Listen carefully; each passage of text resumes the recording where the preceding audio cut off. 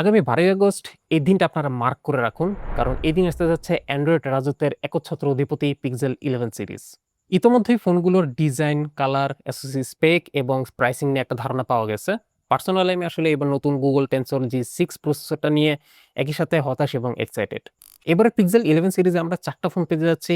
Pixel 11, 11 Pro, 11 Pro XL এবং 11 Pro Fold। এবারে পিক্সেলে গুরুত্বপূর্ণ পরিবর্তনটা এসেছে স্টোরেজ অপশনে।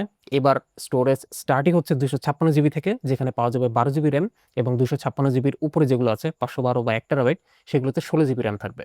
প্রাইসিংটা শুরু হবে $900 থেকে, যেটা বাড়তে বাড়তে একেবারে প্রো ফোল্ড পর্যন্ত গেলে দেখা যাবে $2000 ছাড়িয়ে গেছে। এগুলো হচ্ছে পিক্সেল 11 সিরিজের কালার অপশনগুলো। বরাবরের মতোই বাহারি রঙে শোভা পেতে যাচ্ছে নতুন পিক্সেল।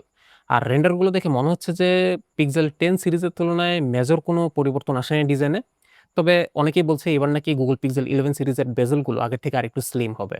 আসল কথা হলো যে এবারের নতুন Tensor G6 প্রসেসর, যেটা তৈরি হতে যেতেছে TSMC-র 2 ন্যানোমিটার নোডে।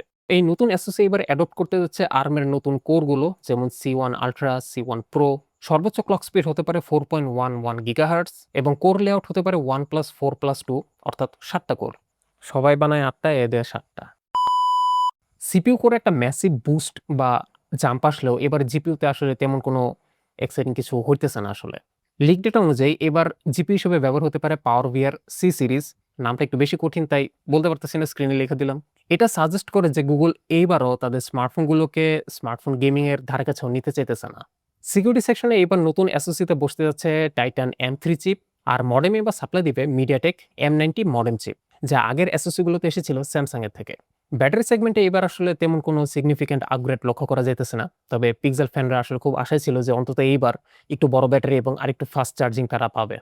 আশায় ঘুরে বালি। ডিসপ্লে সেগমেন্টেও আসলে এবার কোনো মেজর চেঞ্জ দেখা যাইতেছে না। স্পেসিফিকেশন দেখা যাইতেছে পিক্সেল 10 এর মতই সেম। তবে এইটুকু তো অন্তত আশা করা যায় যে লঞ্চের দিন দেখা যাবে যে গুগল তাদের নতুন পাওয়ারফুল চিপ, আ নতুন হার্ডওয়্যার এবং নতুন সফটওয়্যার অ্যালগরিদম মিলে এমন কিছু তারা করে দেখাবে যেটা দেখে আমরা অনেকেই ওয়াও হয়ে যাব। কারণ মনে রাখতে হবে গুগল হচ্ছে সফটওয়্যার ফার্স্ট কোম্পানি এবং তারা তাদের সফটওয়্যার অ্যালগরিদমে সেরা। আর হ্যাঁ, লিকড অনুযায়ী এখনো ক্যামেরা সম্পর্কে তেমন কিছুই জানা যায় নাই। তবে আশা করা যাইতেছে ক্যামেরাতে এবার একটা সিগনিফিক্যান্ট বুস্ট আসবে। দেখা যাক ফোনগুলো লঞ্চ হওয়ার সময় বা একটু আগে আমরা হয়তোবা আরেকটু বিস্তারিত জানতে পারব।